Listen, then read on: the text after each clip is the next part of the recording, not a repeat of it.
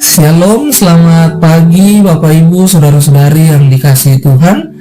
Hari ini Sabtu 13 Mei 2023. Saya mengajak kita semua kembali untuk mengikuti renungan harian yang dikeluarkan oleh Sinode Gereja Kristen Oikumene di Indonesia, GKO, dengan tema Jika Kamu Meminta Allah Melakukannya, menurut bacaan Yohanes 14 ayat 13 dan 14. Mari kita berdoa. Kami bersyukur kepadamu ya Tuhan, yang sudah memelihara hidup kami di sepanjang malam dan kembali menganugerahkan hari baru bagi kami. Mengawali hari ini, kami mau mendengarkan firman Tuhan yang kami percaya akan menjadi pedoman dalam hidup kami di sepanjang hari ini. Maka tuntunlah kami dengan kuasa Roh Kudus, agar kami dapat mengerti dan memahami apa kehendak Tuhan bagi kami. Berfirmanlah kepada kami ya Tuhan, kami sedia mendengarkan sabda-Mu. Amin. Yohanes 14 ayat 13 dan 14, demikian bunyinya. Dan apa juga yang kamu minta dalam namaku, aku akan melakukannya, supaya Bapa dipermuliakan di dalam Anak. Jika kamu meminta sesuatu kepadaku dalam namaku, aku akan melakukannya.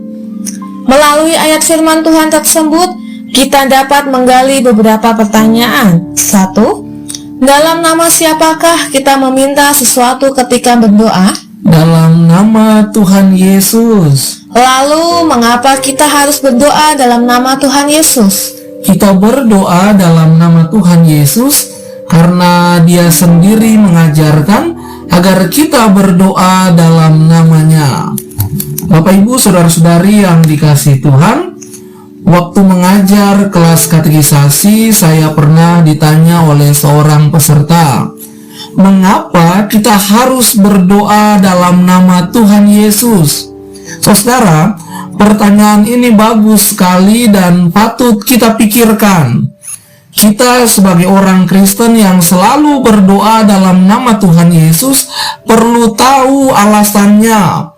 Selain itu, sewaktu-waktu mungkin ada orang yang menanyakan hal yang sama kepada kita. Kita berdoa dalam nama Tuhan Yesus karena Dia sendiri mengajarkan agar kita berdoa dalam namanya. Dalam Injil Yohanes tercatat ada 5 kali perihal Tuhan Yesus mengajar murid-murid supaya berdoa dalam namanya. Ada dalam Yohanes 14 ayat 13 dan 14, juga ada dalam Yohanes 15 ayat 16, Yohanes 16 ayat 23 dan 24, dan juga Yohanes 16 ayat 26.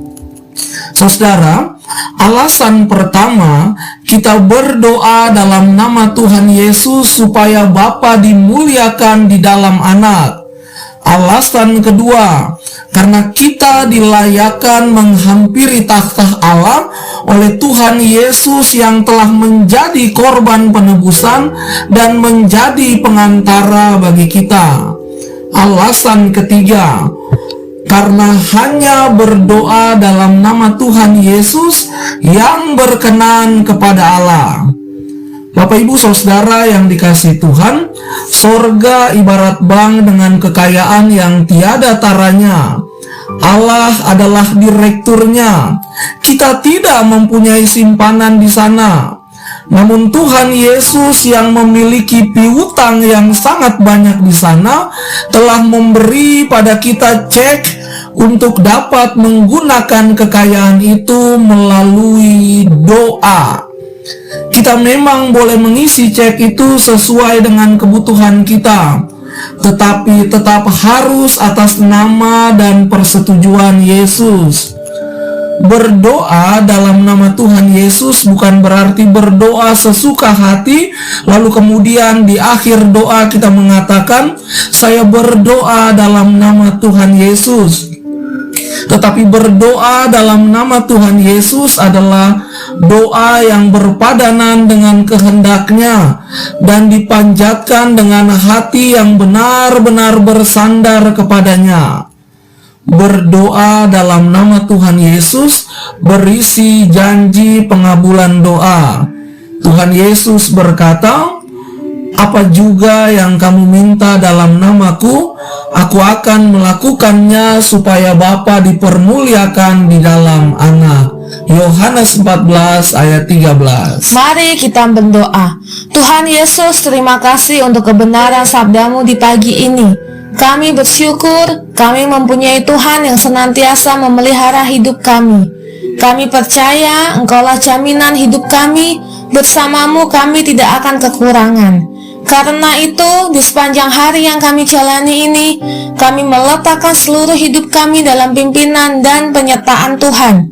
Dalam nama Tuhan Yesus, Sang Nafas Hidup, kami berdoa. Amin. Selamat pagi dan selamat menjalankan aktivitas. Tuhan Yesus beserta kita semua.